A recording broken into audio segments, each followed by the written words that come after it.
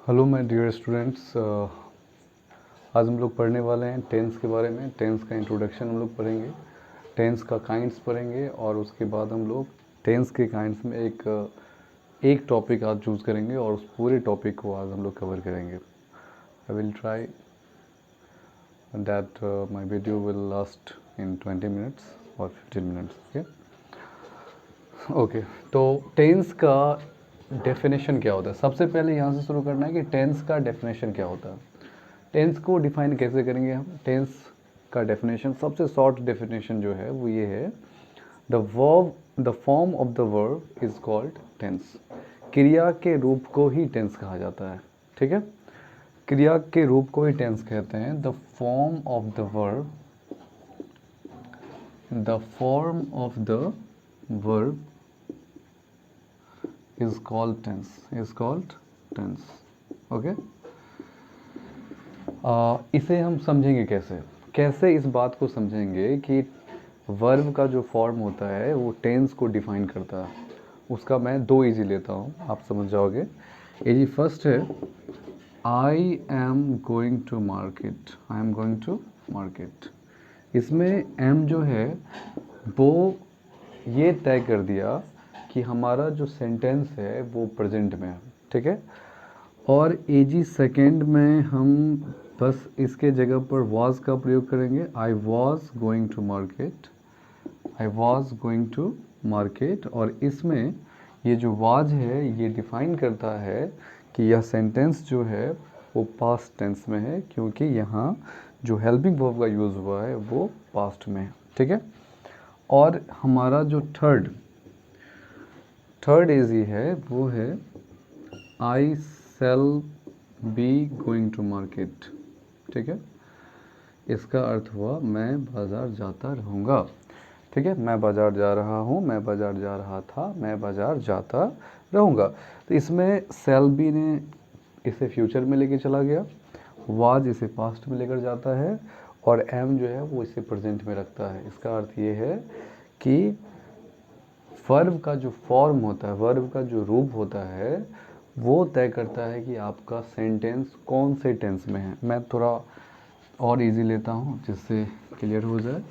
अगर मैं लिखूँ I like fruit, okay, I like fruit, इसका अर्थ है कि मैं फल पसंद करता हूँ, ठीक है? बट अगर मैं इसे ये लिख दूँ कि I liked fruit, okay, I liked fruit, इसका अर्थ है कि मैं फल पसंद करता था। ये वर्ब का फर्स्ट फॉर्म है जो ये दिखाता है कि हमारा सेंटेंस प्रेजेंट में है। और यहाँ लाइक्ड जो आ गया है ये लाइक का सेकेंड फॉर्म है, और सेकेंड फॉर्म ये बता रहा है कि यह जो पूरा का पूरा सेंटेंस है ये पास्ट टेंस में है, ठीक है? और अगर हम एक इजी और ले लें, बट वो सेल बी और विल बी के साथ लेना होगा, या सेल या विल के साथ लेना होगा, तो फ्यूचर में जाएगा। जैसे कि आई सेल डू माई वर्क, इसका अर्थ हुआ कि मैं अपना काम करूँगा, ठीक, इन फ्यूचर। तो आप लोग देख रहे हैं कि वर्ब का जो फॉर्म होता है वो टेंस को डिटरमाइन करता है। तो ये ध्यान रखना है डेफिनेशन में कि वर्ब का फॉर्म ही टेंस होता है। टेंस का डेफिनेशन यही है, ठीक है?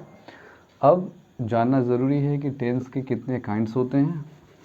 आप सभी अवेयर होंगे इस बात से। टेंस के 3 काइंड्स होते हैं, ठीक है? There are three kinds of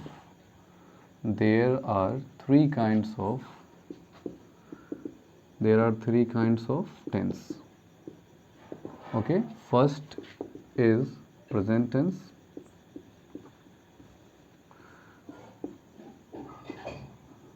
and second one is past tense, and third one is future tense, okay?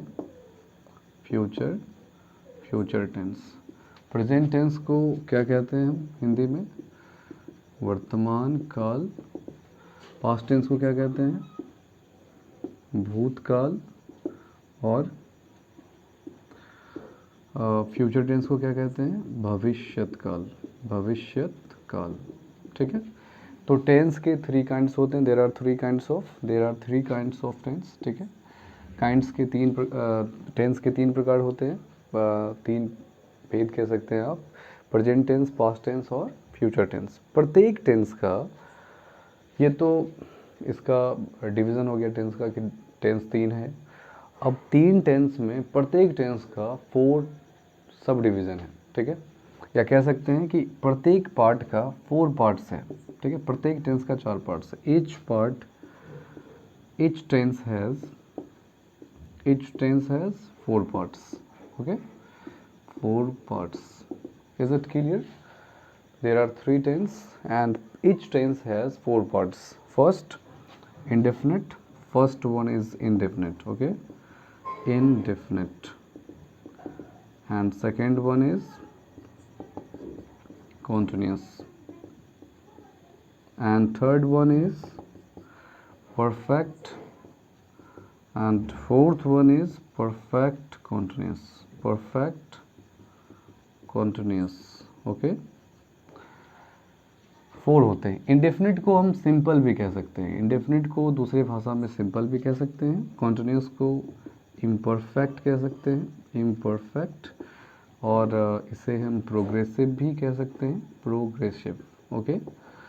और परफेक्ट को परफेक्ट ही रहने देंगे, परफेक्ट कॉन्टिन्यूस। इस तरह से प्रत्येक टेंस का 4 भाग होता है, ठीक है, प्रत्येक टेंस का 4 भाग होता है। तो अगर हम प्रेजेंट पढ़ने जाएंगे तो प्रेजेंट में ये चारों पढ़ना होगा, ठीक है। प्रेजेंट में हमें प्रेजेंट इंडेफिनिट पढ़ना होगा, प्रेजेंट कॉन्टिन्यूस पढ़ना होगा, ठीक है, प्रेजेंट परफेक्ट पढ़ना होगा और प्रेजेंट परफेक्ट कॉन्टिन्यूस पढ़ना होगा, ठीक है। 4 भाग होते हैं इसके। और पास्ट में जाएंगे तो फिर पास्ट का पहला पार्ट हो जाएगा past indefinite, past continuous, past perfect और पास्ट परफेक्ट कॉन्टिन्यूस। फिर फ्यूचर में जाएंगे, सिमिलरली ऐसे ही चलेगा, ठीक है, ओके। तो ये रहा इसके टेंस के पार्ट्स, ओके।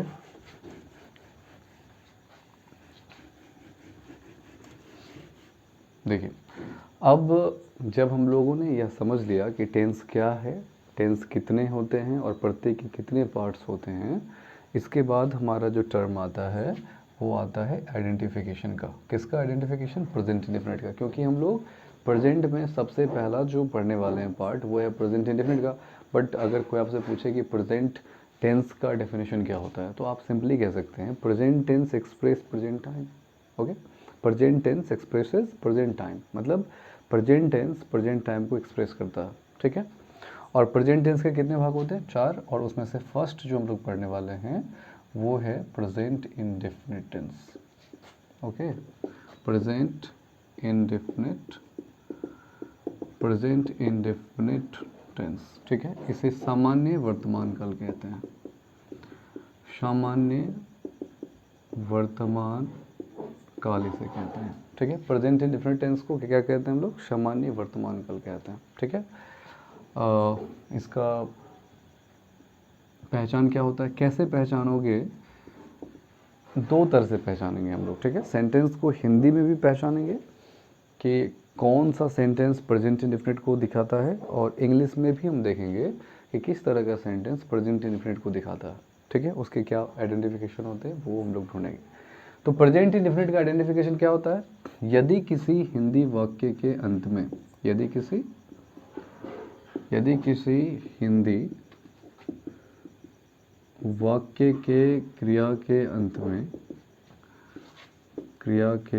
अंत में तातेती के बाद हैं, हूँ या हो आ जाए तो इस वाक्य को प्रेजेंट इंडेफिनिट टेंस कहते हैं, प्रेजेंट इंडेफिनिट टेंस कहते हैं, ठीक है। ये है हिंदी में पहचानने का तरीका। हिंदी में सेंटेंस को कैसे पहचानेंगे कि प्रेजेंट इंडेफिनिट में है, तो यह पहचान है इसका। अगर किसी हिंदी वाक्य की क्रिया के अंत में तातिथि के बाद अगर हैं, हूँ या हो आ जाता है तो हम यह समझेंगे कि वाक्य जो है वो प्रेजेंट इंडेफिनिट टेंस में है, ठीक है। सबसे पहले प्रेजेंट में होने के लिए क्या इंपॉर्टेंट है हिंदी में? हैं, हूँ या हो होना चाहिए। पास्ट में था थे थी होना चाहिए और फ्यूचर में गा गे गी होना चाहिए। This is a basic identification of this tenses. Okay, and अगर इसके पार्ट को देखें तो प्रेजेंट इंडेफिनिट का आइडेंटिफिकेशन था थे थी के साथ हैं हूँ या हो जब जुड़ा होता है तो उसे प्रेजेंट इंडेफिनिट टेंस कहते हैं। इसका इजी आप देखिए सेंटेंस के साथ, मैं पटना में रहता हूँ, ठीक है, क्या हो जाएगा, मैं पटना में रहता हूँ। ओके, यहाँ देखिए ता के बाद हूँ का प्रयोग हो गया, ठीक है। मेरे पिताजी खेती करते हैं। अब यहाँ देखिए, यहाँ ते के बाद हैं का प्रयोग हो गया। आप देख रहे हैं क्रिया में आ रहा है, खेती करना एक क्रिया है, ठीक है, और उस क्रिया में ता का प्रयोग हो रहा है, ठीक है, ता का प्रयोग हो रहा है या ते का या ती का प्रयोग हो रहा है। देख रहे हैं, मैं पटना में रहता हूँ, रहना क्रिया है और क्रिया के अंत में ता का प्रयोग हुआ है। तो आप ध्यान रखिएगा किसी भी हिंदी वाक्य के अंत में अगर क्रिया में ता ते ती लगा हो, क्रिया में, ठीक है, और उसके बाद अगर हैं हूँ या हो, हैं हूँ या हो, तो उसे हम क्या कहते हैं, प्रेजेंट इंडेफिनिट टेंस कहते हैं। ओके, तो ये आइडेंटिफिकेशन रहा हिंदी वाक्य का। बट इंग्लिश में कैसे पहचानेंगे, इंग्लिश में सेंटेंस अगर रहेगा तो हम लोग कैसे पहचानेंगे कि प्रेजेंट इंडेफिनिट टेंस में है ये, तो उसका इजी देखिए आइडेंटिफिकेशन आप इंग्लिश में देखिए, अगर सेंटेंस में V1 या V5 आ जाता है वर्ब के फॉर्म में, तो वह जो वर्ब है वो क्या कहलाएगा, प्रेजेंट इंडेफिनिट कहलाएगा। बट ध्यान ये रखना है कि सब्जेक्ट के बाद ये आना चाहिए। सब्जेक्ट के बाद V1 या V5 आ जाता है तो हम समझेंगे कि वह प्रेजेंट इंडेफिनिट टेंस में है, ठीक है। या फिर किसी सेंटेंस में यदि हेल्पिंग वर्ब के फॉर्म में डू या डज का प्रयोग हो जाता है तो भी हम समझेंगे कि वह प्रेजेंट इंडेफिनिट में है, ठीक है। मैं एक इजी लेता हूँ इसका, जैसे इजी फर्स्ट अगर मैं लिखूँ आई लिव इन पटना, ठीक है, मैं पटना में रहता हूँ, तो यहाँ देखिए यहाँ भी लिव जो है वो वर्ब का फर्स्ट फॉर्म है, इसका अर्थ है या प्रेजेंट टेंस में है। इजी टू देखिए, ही लाइक्स स्वीट्स, ठीक है, वह मिठाइयाँ पसंद करता है। अब यहाँ पर लाइक्स जो है वो V5 है और यह जो वर्ब है यानी V1/V5 ये दिखाता है कि यह सेंटेंस प्रेजेंट इंडेफिनिट में है। और इसको हिंदी में जब कन्वर्ट करेंगे तो क्या होगा, आई लिव इन पटना, मैं पटना में रहता हूँ, ता हूँ। क्यों, क्योंकि हिंदी में क्रिया का जो रूप है वो क्या है, तातिथि है, इसीलिए तातिथि के बाद हैं हूँ या हो का प्रयोग हो जाता है। अब देखिए ही लाइक्स स्वीट्स, तो V5 है तो क्या बोलेंगे, वह मिठाइयाँ पसंद करता है। बात समझ रहे हैं। तो आप ऐसे समझ लें कि अगर V5 आ जाता है या V1 आ जाता है सब्जेक्ट के बाद अगर V1 या V5 का प्रयोग होता है और उसके बाद अगर ऑब्जेक्ट का प्रयोग होता है, ऑब्जेक्ट का प्रयोग नहीं भी होगा तो भी यह जो सेंटेंस है वो प्रेजेंट इंडेफिनिट में होगा। जैसे कि अगर मैं ये लिखूँ आई लिव, मैं रहता हूँ, ओके, तो ये प्रेजेंट इंडेफिनिट में। अगर मैं ये बोलूँ आई एट, मैं खाता हूँ, तो ये प्रेजेंट इंडेफिनिट में। ही लाइक्स, वो पसंद करता है, ये प्रेजेंट इंडेफिनिट में।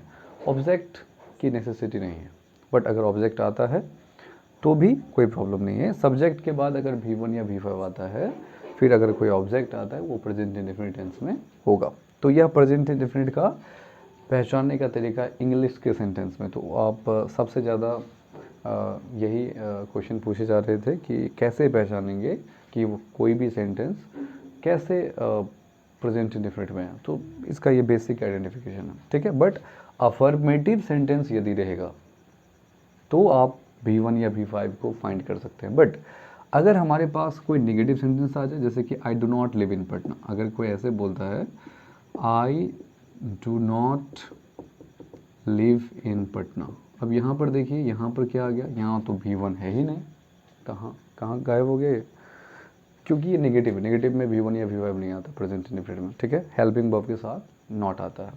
तो आई do not live in Patna, इसमें डू आ गया, और डू जो है वो किसका हेल्पिंग वर्ब है, प्रेजेंट इंडेफिनिट का, ठीक है। और अगर कोई यह कहता है कि he does not live in Patna, तो यहाँ पर हम देख सकते हैं कि डज जो है वो भी इस बात को दिखा रहा है कि यह किस चीज़ में है, प्रेजेंट इंडेफिनिट। क्यों? क्योंकि डज भी प्रेजेंट इंडेफिनिट का हेल्पिंग वर्ब है। बट रिमेंबर, ये हेल्पिंग वर्ब अगर नेगेटिव सेंटेंस में आता है या इंट्रोगेटिव में डू या डज का प्रयोग अगर नॉट के साथ या इंट्रोगेटिव में अगर यूज़ होता है, ठीक है, तब जा कर के ये इसे नेगेटिव में या इंट्रोगेटिव में ले जाएगा। इसे बात समझ रहे हैं ना? बट अगर डू का प्रयोग एज ए हेल्पिंग वर्ब ना हो, डज का प्रयोग एज ए हेल्पिंग वर्ब ना हो, मेन वर्ब के रूप में प्रयोग हो, तब तो वो अफर्मेटिव में रखेगा सेंटेंस को, ठीक है। जैसे आई डू, मैं करता हूँ, ठीक है, आई डू माई वर्क, मैं अपना काम करता हूँ, तो यहाँ पर डू जो है वो हेल्पिंग वर्ब नहीं है, वो मेन वर्ब है। अगर ये बोले कोई कि he does his work on time, वो अपना काम समय पर करता है, तो वहाँ पर डज जो है वो क्या हो जाएगा, वो प्रेजेंट इंडेफिनिट का अफर्मेटिव हो जाएगा। बट हम लोग नेगेटिव और इंट्रोगेटिव पे जा रहे हैं, तो ये दोनों नेगेटिव रहा, ठीक है। ध्यान रखना हमेशा प्रेजेंट इंडेफिनिट का हेल्पिंग वर्ब क्या होता है, हेल्पिंग वर्ब बोलिए या फिर ऑक्सिलरीज वर्ब बोलिए, ठीक है।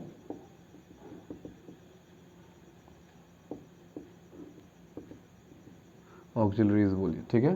हेल्पिंग वर्ब बोल सकते हैं या ऑक्सिलरीज बोल सकते हैं, ठीक है। ये प्रेजेंट इंडेफिनिट का जो होता है वो होता है डू और डज, ऑलवेज रिमेंबर, ठीक है। ओके, अब हमें यह समझना है कि प्रेजेंट इंडेफिनिट टेंस का हम लोगों ने हिंदी में पहचान समझ लिया कि कैसे समझेंगे कि ये यह सेंटेंस प्रेजेंट इंडेफिनिट में। हम लोगों ने इंग्लिश में भी समझ लिया, इंग्लिश सेंटेंस का यूज़ करते हुए हम लोगों ने यह भी जान लिया कि डू और डज का प्रयोग कहाँ होता है प्रेजेंट इंडेफिनिट में, ठीक है, और डू और डज प्रेजेंट इंडेफिनिट का हेल्पिंग वर्ब होता है, ये भी हम लोगों ने समझ लिया। अब हम लोग चलते हैं नेक्स्ट लर्निंग चेकलिस्ट पे। हम लोगों ने डेफिनेशन ऑफ टेंस पढ़ लिया, काइंड्स ऑफ टेंस पढ़ लिया, ठीक है, identification of present indefinite tense पढ़ लिया, सेंटेंस का स्ट्रक्चर अब हम लोग पढ़ेंगे। तो सेंटेंस का जो स्ट्रक्चर है वो इस तरह से, प्रेजेंट इंडेफिनिट टेंस का जो सबसे पहला जो सेंटेंस होता है उसका नेम क्या है, affirmative sentence. Affirmative sentence, affirmative मतलब पॉजिटिव सेंटेंस, ठीक है। जैसे कि इजी फर्स्ट अफर्मेटिव का मैं एक इजी लेता हूँ, जैसे मैं समय पर उठता हूँ, मैं समय पर उठता हूँ। यहाँ देखिए, इसमें ना नेगेटिव है ना ये इंट्रोगेटिव है, इसका मतलब यह अफर्मेटिव है, राइट। और इस तरह के सेंटेंस को बनाने के लिए रूल क्या है, इसका रूल है सब्जेक्ट के साथ V1 आएगा या V5 आएगा। सब्जेक्ट के साथ या तो V1 आएगा या V5 आएगा, और इसके साथ क्या आएगा, ऑब्जेक्ट आएगा, ठीक है। ये अफर्मेटिव सेंटेंस का रूल है।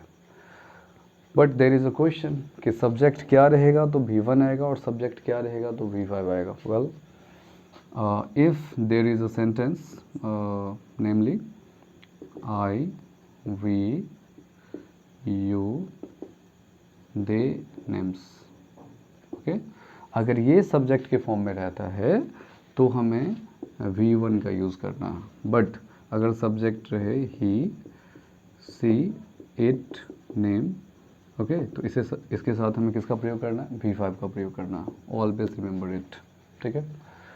हमेशा इसे ध्यान रखो कि अगर सब्जेक्ट हमारा फर्स्ट पर्सन रहे, ओके, सिंगुलर भी और प्लूरल भी, अगर सेकेंड पर्सन रहे, सिंगुलर और प्लूरल तो होता नहीं है, ये प्लूरल फॉर्म में ही होता है, ठीक है, और दे आ जाए और नेम्स आ जाए, अगर ये सब आ जाता है तो हमें V1 का यूज़ करना है, और अगर ही, सी, इट और नेम आ जाता है तो हमें V5 का यूज़ करना है। ऑलवेज रिमेंबर, ठीक है। चलिए, ये सॉल्यूशन हो गया इस क्वेश्चन का। नेक्स्ट हमारा जो क्वेश्चन आता है ये आता है कि वर्ब का जो फिफ्थ फॉर्म है वो कैसे बनता है, rule of making V1 V5, ठीक है, रूल ऑफ मेकिंग V5। तो इसका रूल क्या है, अगर V1 में हम S और ES को ऐड कर देते हैं तो क्या बनता है, V5 आता है। But this is not a whole rules, okay, this is not in details. अगर मैं इसे डिटेल में अगर मैं इसे बताऊं बढ़िया से, तो फिर इसके बहुत सारे नोट्स हैं कि वर्ब के लास्ट में क्या रहेगा तो एस लगेगा, क्या रहेगा तो एस रहेगा। तो मैं इस पर एक स्पेशल वीडियो बनाऊंगा, बट मैं अभी बता देता हूँ आप लोगों को अगर किसी वर्ब के लास्ट में V1 के लास्ट में S S H O X आ जाए, ठीक है, तो उसमें क्या लगाना, ई एस का प्रयोग करना है, ठीक है।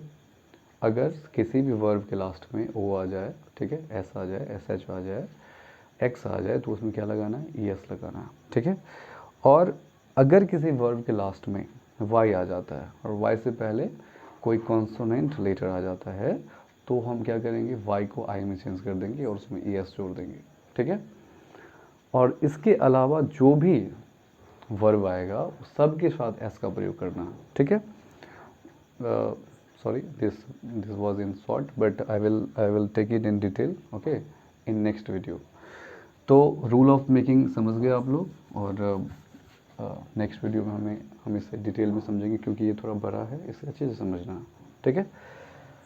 तो ये अफर्मेटिव का रूल रहा, सब्जेक्ट के साथ V1 या V5 आएगा या ऑब्जेक्ट आएगा। अफर्मेटिव का अर्थ क्या होता है, अगर सेंटेंस के लास्ट में यानी क्रिया के अंत में यदि तातेदी के बाद हूँ, हैं, हूँ या होगा प्रयोग हो जाए, तो इसे हम क्या कहते हैं, प्रेजेंट इंडिफरेंट। और अगर इसमें नेगेटिव का प्रयोग ना हो या ना ही इंट्रोगेटिव का प्रयोग हो, तो सीधी सी बात है वो अफर्मेटिव होगा, यानी पॉजिटिव होगा, है ना। मैं समय पर उठता हूँ, यहाँ पर सब्जेक्ट एक्सेप्ट कर रहा है कि मैं समय पर उठता हूँ, मतलब ये पॉजिटिव सेंटेंस है। और पॉजिटिव सेंटेंस के लिए रूल क्या होता है, ये होता है, ठीक है। और इसमें कौन से सब्जेक्ट के साथ क्या लगाना है वो मेंशन है, ठीक है। अगर सब्जेक्ट आई हो, वी हो, यू हो, दे हो, नेम्स हो, तो V1 लगेगा। अगर सब्जेक्ट ही हो, सी हो, इट हो, नेम हो, ठीक है, तो क्या लगाना है, V5 लगाना है, ओके। चलिए अब चलते हैं नेगेटिव पे। ये अफर्मेटिव का हो गया, नेगेटिव पे चलते हैं। प्रेजेंट इंडेफिनिट का जो नेगेटिव फॉर्म होता है, नेगेटिव सेंटेंस होता है, उसको कैसे बनाना है, नेगेटिव सेंटेंस। तो हम लोगों ने देखा कि अफर्मेटिव सेंटेंस जो है प्रेजेंट इंडेफिनिट का, उसमें रूल क्या होता है, सब्जेक्ट के साथ V1 या V5 आता है, फिर ऑब्जेक्ट आता है। यहाँ हेल्पिंग वर्ब की कोई चर्चा नहीं है, क्योंकि इसके रूल में हेल्पिंग वर्ब नहीं आता। जैसे ही आप नेगेटिव सेंटेंस बनाने के लिए आएंगे, वैसे ही रूल में आ जाएगा हेल्पिंग वर्ब, ठीक है। जैसे कि इसका फॉर्म देख लीजिए, सब्जेक्ट प्लस डू और does plus not plus V1 plus object. ये प्रेजेंट इंडेफिनिट टेंस के नेगेटिव सेंटेंस का रूल है, ठीक है। बट आप कैसे पहचानोगे कि प्रेजेंट इंडेफिनिट का जो सेंटेंस है वो नेगेटिव है। अफर्मेटिव तो हम लोग समझ गए, नेगेटिव कैसे समझेंगे, उसका एक इजी लेते हैं। यहाँ देखिए,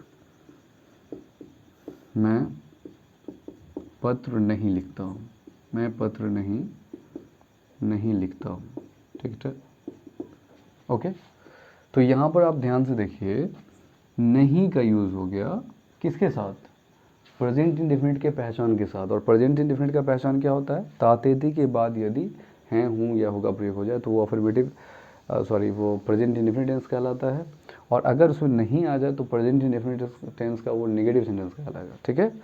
और इसका रूल यहाँ लिखा है, ऐसे बनाएंगे। फिर कैसे, देखिए, सब्जेक्ट इसमें क्या है, मैं, इसका क्या हो जाएगा, आई। फिर डू और डज है, तो इसमें क्या लगाना है, हमें डू लगाना है, क्योंकि आई के साथ डू का प्रयोग होता है। फिर नॉट है तो नॉट, और फिर वर्ब का फर्स्ट फॉर्म है, तो लिखना का क्या होता है, right, I do not write. और ऑब्जेक्ट क्या है, पत्र, तो क्या हो जाएगा, अ लेटर, ओके।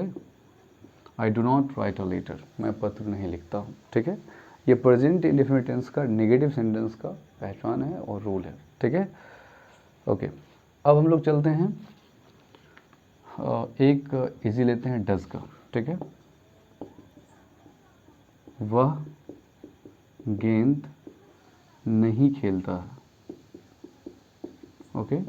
क्या हो जाएगा, ही, सब्जेक्ट यहाँ ही है, सब्जेक्ट में ही आ गया, उसके साथ क्या आएगा, डज, ठीक है। फिर क्या आएगा, नॉट, ही है तो ही के साथ डज आता है, फिर नॉट आया, फिर वर्ब का फर्स्ट फॉर्म क्या है, खेलना, खेलना का क्या होता है, play. He does not play a ball, वह गेंद नहीं खेलता है, ठीक है। तो नेगेटिव सेंटेंस को हम लोग ऐसे बनाते हैं, ठीक है। अब आता है इसका इंट्रोगेटिव सेंटेंस, ठीक है। प्रेजेंट इंडेफिनिट टेंस का नेगेटिव सेंटेंस है। अब इंट्रोगेटिव सेंटेंस, इंट्रोगेटिव सेंटेंस देखिए, इंट्रोगेटिव सेंटेंस हमेशा किससे शुरू होता है, इंट्रोगेटिव सेंटेंस शुरू होता है हेल्पिंग वर्ब से, ठीक है। इंट्रोगेटिव सेंटेंस शुरू होता है हेल्पिंग वर्ब से, और प्रेजेंट इंडेफिनिट का हेल्पिंग वर्ब क्या होता है? डू डज होता है। क्या होता है? डू डज होता है प्रेजेंट इंडेफिनिट का हेल्पिंग वर्ब। तो किससे शुरू होगा ये? डू या डज से, ठीक है। इंट्रोगेटिव हमेशा हेल्पिंग वर्ब से शुरू होता है, तो ये डू डज से शुरू होगा, डू और does plus subject plus verb का फर्स्ट फॉर्म और plus object plus question mark, ठीक है। ध्यान रखिएगा, जब भी डू डज आएगा सेंटेंस में हेल्पिंग वर्ब के तौर पे, तो उसके साथ वर्ब आएगा V1, ठीक है। उसके साथ वर्ब क्या आएगा? V1। डू और डज जब भी हेल्पिंग वर्ब के रूप में होता है तो उसके साथ वर्ब आता है, मेन वर्ब आता है V1, ओके। इसका एजी फर्स्ट देखिए, जैसे क्या माता जी खाना पकाती है, ओके। तो ध्यान से देखिए, यहाँ माता जी है, मतलब सिंगल नेम है, तो क्या क्या आएगा यहाँ पे? Does, okay. Does the mother cook food, okay. V1 क्या है? Cook food. Does the mother cook food. देखिए इंट्रोगेटिव ऐसे बनता है, एक डू का आप इजी ले सकते हैं, जैसे क्या वे लोग आपको जानते हैं, ठीक है। तो क्या हो जाएगा? Do they know you, okay. हम लोग आज प्रेजेंट इंडेफिनिट के बारे में सब कुछ पढ़ लेंगे, ठीक है। This video is all about of present indefinite tense, ठीक है। पूरा का पूरा यह वीडियो जो है वो प्रेजेंट इंडेफिनिट पे आधारित है, तो इसमें आपको कुछ छोड़ना नहीं है, सब ले लेना है, ठीक है। तो इंट्रोगेटिव का ये रूल होता है, डू और डज आएगा पहले, फिर सब्जेक्ट आएगा, फिर V1 आएगा, फिर ऑब्जेक्ट आएगा, फिर क्वेश्चन मार्क आएगा, और इसको हम बनाएंगे कैसे? क्या माता जी खाना पकाती है, तो इसमें डू और डज में से डज आ गया क्योंकि मदर है ना, और ये एक नेम हो गया, नॉन है, सिंगल नेम है, इसीलिए डज आ गया, और इसके वर्ब के V1 के रूप में कुक आ गया, और फिर ऑब्जेक्ट में फूड आ गया, ठीक है। क्या वे लोग आपको जानते हैं? Do they know you, okay. अब हम चलते हैं, इंट्रोगेटिव सेंटेंस हो गया, इंट्रोगेटिव नेगेटिव पे चलते हैं। इंट्रोगेटिव नेगेटिव सेंटेंस कैसा बनता है?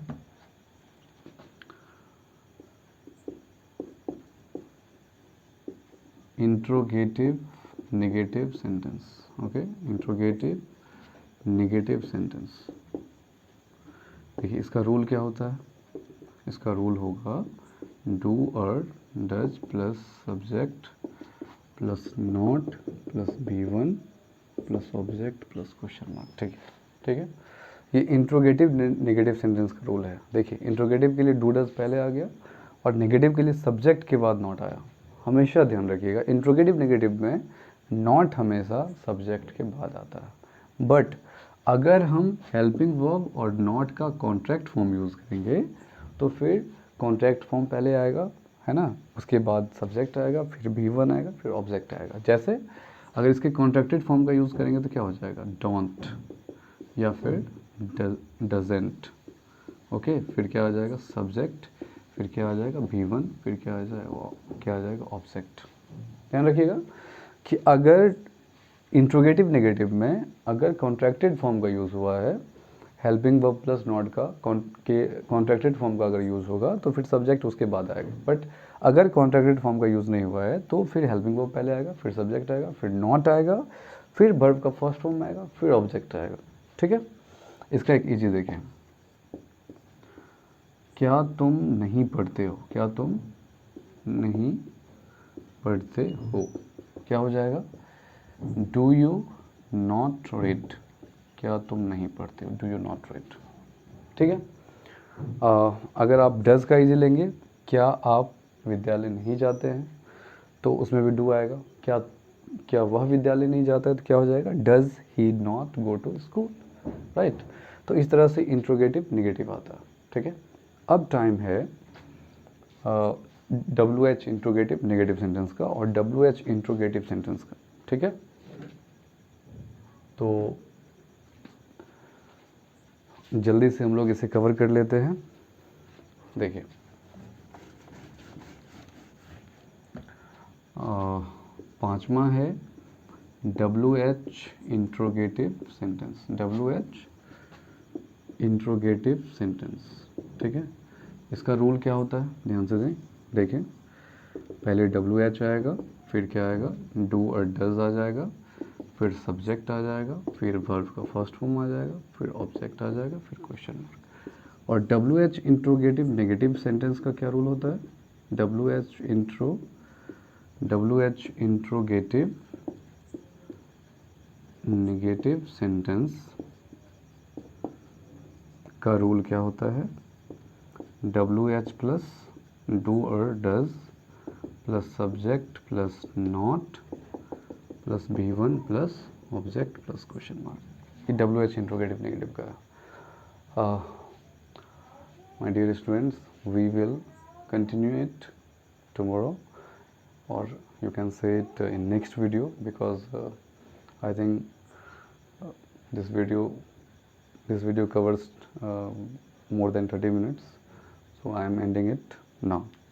Thank you for watching it, and please share it, okay, to your friends, to your beloved. uh, that's why they can learn tense easily, okay. मैं पूरे टेंस को बहुत ही अच्छे से बारीकी से कवर करूँगा ताकि आपको कोई भी पॉइंट छूटे नहीं, ओके। जय हिंद।